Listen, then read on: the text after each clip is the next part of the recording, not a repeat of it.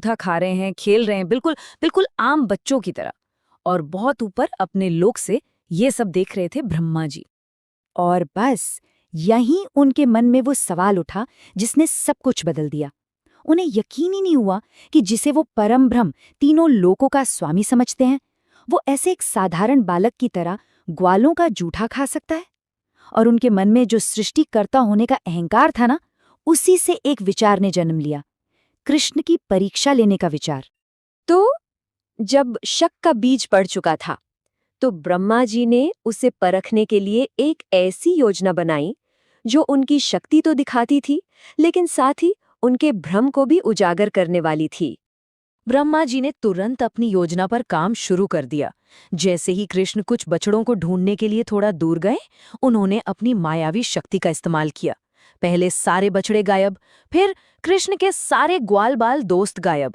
वो उन सभी को ब्रह्मलोक ले गए और एक गुप्त गुफा में छिपा दिया। उन्हें लगा अब कृष्ण अकेले पड़ जाएंगे, असहाय हो जाएंगे। अब देखिए, इस कहानी का एक बहुत ही दिलचस्प पहलू, टाइम का फर्क। ब्रह्मा जी के लिए जो सिर्फ एक पल का काम था, पृथ्वी पर उतने में ही पूरा 1 साल बीत चुका था। समय का ये अंतर बहुत जरूरी है, क्योंकि ब्रह्मा को तो यही लगा कि वो बस एक पल में गए और आ गए। लेकिन ब्रह्मा जी शायद ये नहीं जानते थे कि वो किसकी परीक्षा ले रहे थे। तो अब देखते हैं कि कृष्ण ने इस चुनौती का जवाब आखिर दिया कैसे। कृष्ण तो अंतर्यामी थे, उन्हें एक पल भी नहीं लगा ये समझने में कि ये सब ब्रह्मा जी का किया धरा है। और वो ये भी समझ गए कि इस पूरी लीला के पीछे उनका सृष्टिकर्ता होने का अभिमान काम कर रहा है। असल में कृष्ण तो कभी भ्रम में थे ही नहीं, भ्रम में तो ब्रह्मा जी खुद थे। और तब कृष्ण ने जो किया, वो ब्रह्मा जी की कल्पना से भी परे था।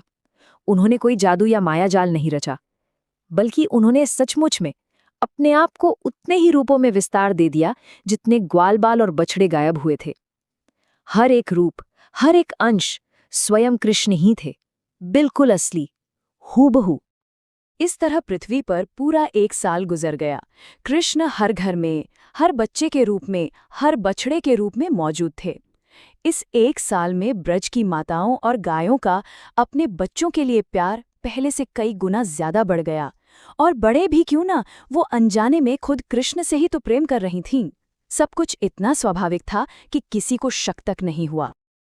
अब कहानी उस मोड़ पर आती है जहां ब्रह्मा जी अपनी परीक्षा का नतीजा देखने के लिए लौटते हैं, और उनका सामना उस सच्चाई से होता है जिसकी उन्होंने कभी कल्पना भी नहीं की थी।